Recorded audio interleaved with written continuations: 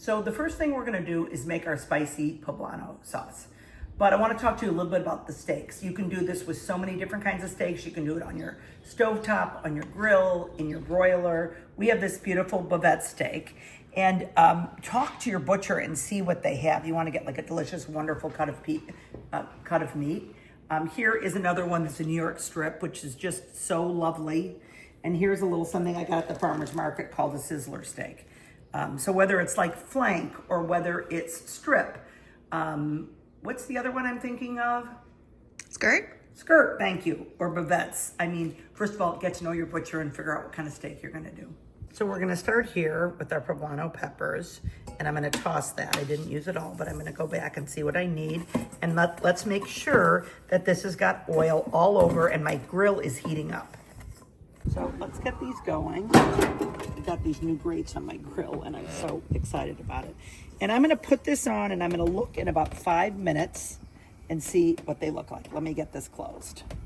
So a grill's different than an oven, where if you have it at 400, it's not staying at 400. So you've gotta watch, and then you've gotta sort of titrate it from there. Turn it up, turn it down. What I'm gonna do here is I'm gonna just sort of switch it to the next side, and I'm gonna peek at this in another 5 minutes. So what I'm doing is opening this up. I'm taking off some of the seeds, but I'm not gonna make myself crazy about it. And I'm gonna take the top off, and all of this is gonna get pureed in here along with the other ingredients. So if you wanna do kind of a low carb or do a homemade mayonnaise, you can. If you wanna do yogurt, you can, but if you do yogurt and you don't add either some mayo or some sour cream, it's not fabulous, by the way. I've got a bit of vinegar, salt and pepper, some fresh garlic, and we're gonna whirl this all together and I'll let you see what it looks like. And I leave these lovely, beautiful browned skins, and they're fabulous. So I have a marinade that I love to do with steak, and it's easy, and it's lime and olive oil. And I was just listening to Foodess over on Instagram. She's a food scientist. Well, you gotta follow her anyway. She was recommending adding tamari or soy sauce and Worcestershire. So I'm gonna add that to my marinade this time, and let's see what we think. We're gonna add lime, and I'm gonna go ahead and add the tamari, which I do instead of soy. And because, that's because I'm gluten-free, and because I'm doing a tablespoon of that, we're gonna add a little less salt. So we've got the Worcestershire. We're gonna add sort of half of what our salt was gonna be. And let's add some pepper and add this in, and we're gonna shake, shake, shake. So I'm gonna add the marinade. And I'm not gonna marinate it long because I'm excited to eat. So what goes into these bowls? We've got rice, but you could do quinoa. We're gonna have avocado, marinated onions, greens, radishes, and then we're gonna do some kind of jicama frite. And what I'm gonna do is start by peeling the jicama before I slice it, and you kind of wanna cut it into something that looks like a jicama frite. Now let's get slicing with the jicama. I have this, I love it. You know, there's a link for getting one. You can just cut things, but this kind of makes me happy. Now what I'm gonna do is take them and cut them in something that feels a little like a frite. Forgot the garlic powder. Sometimes that happens, don't worry, I added it right to this. We're gonna flip it one more time and get this on the grill, but not before I show you a couple of things. So I want a radish, and I like a nice piece because I always like the bowl to look beautiful. So cut your radish however you want. You might want something different.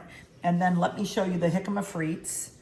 And it is time to both make the dressing and get grilling.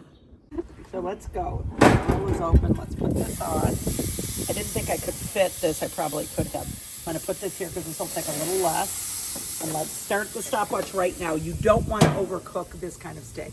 It's about tender. It should be rare to medium rare.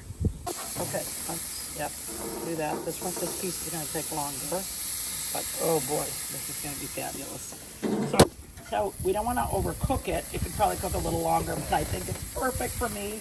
I'm gonna take it out, but you can use whatever steak you want. You can cook it longer. This is so delicious. I can't wait to eat it. So the dressing, you gotta taste it, and I'm like, it needs a little something. So what I'm gonna do is I'm gonna thin it just a little bit. I'm gonna add a spoonful. It actually could be water if you don't have it.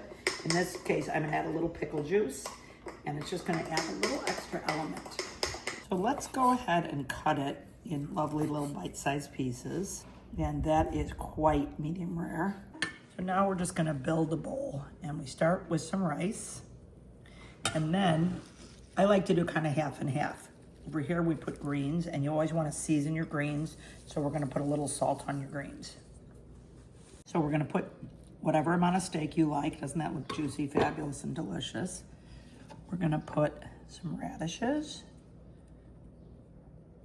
Actually, what I'm gonna do is put the radishes over here, because what I wanna do is put the avocado over here. I'll just put some nice avocado over here. I'm gonna put the jicama frites here because they're like a little longer. You can cut them shorter if you want. And then I'm gonna add my marinated onions, which are gonna partially dress the salad. So now we're gonna do some lime on each one and some of the yummy dressing. So you don't wanna over dress it, right? But it's very pretty, just a little bit like that, where you can serve dressing on the side for everybody.